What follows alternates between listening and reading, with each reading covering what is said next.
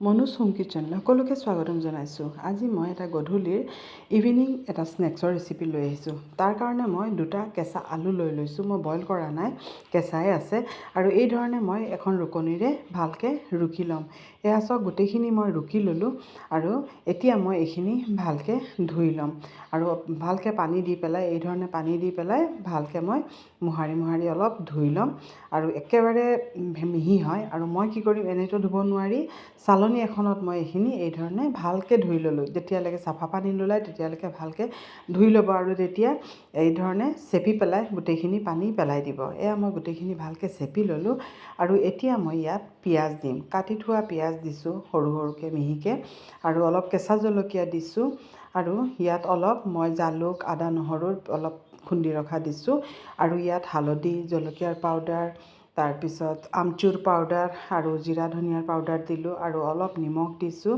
দি পেলাই আৰু মই অলপ বেচন দিছোঁ আৰু অলপ চাউলৰ গুড়ি দিছোঁ।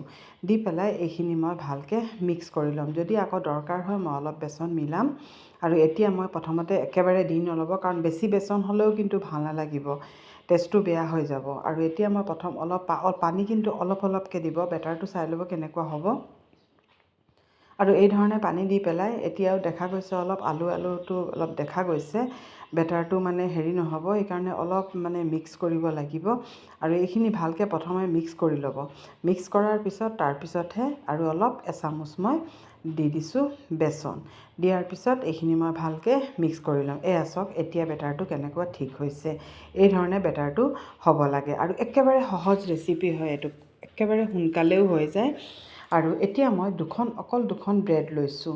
ব্ৰেড লৈ পেলাই মই ছাইডৰখিনি ভালকৈ কাটি ল'ম। এই ছাইডৰখিনি থাকিলে কিন্তু ভাল নহ'ব ৰেচিপিটো ইমান।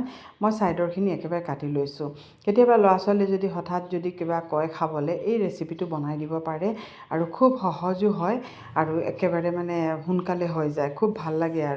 আৰু খায়ো খুব ভাল লাগে, টেষ্টটো হয় খুব। আৰু যদি মোৰ ভিডিঅ'বোৰ ভাল লাগে প্লিজ এটা লাইক কৰিব, ছাবস্ক্ৰাইব কৰি দিব। আৰু যিখিনি টুকুৰা কৰি লৈছিলোঁ এইখিনি এই ধৰণে মই আলুখিনি যিখিনি বেটাৰ আছিলে এইখিনি মই ভালকৈ লগাই ল'ম। বা হাতেৰেও লগাই ল'ব পাৰে। আৰু কিন্তু খালি প্ৰেছ নকৰিব, নহ'লে মানে ব্ৰেডটো চেপেটা হৈ যাব। আৰু এই ধৰণে দুয়োফালে আলুখিনি ভালকৈ লগাই ল'ব। লগাই পেলাই এতিয়া মই এইখিনি তেলত দি দিম। তেলটো কিন্তু পূৰা প্ৰথমতে হাই গৰম কৰি ল'ব, তাৰপিছত একেবাৰে কমাই দিব।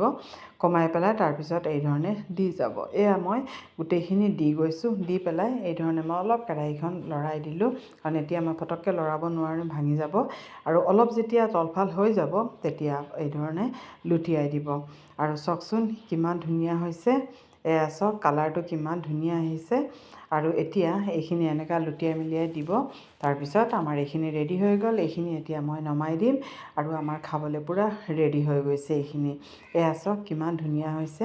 আৰু এতিয়া মই ইয়াত পৰিৱেশন কৰিম চচৰ লগত। আৰু অলপ পিঁয়াজ, কেঁচা জলকীয়া আৰু শুকান জলকীয়া নিমখ দি পেলাই এই ধৰণে মই এটা হেৰি কৰি লৈছোঁ। এই ধৰণে খাই পেলাই বহুত ভাল লাগিলে। কেনেকুৱা পাইছে ৰেচিপিটো অলপ কমেণ্ট কৰি জনাব। আৰু আপোনালোকে এবাৰ বনাই চাবচোন, খুব ভাল লাগে খাবলৈ।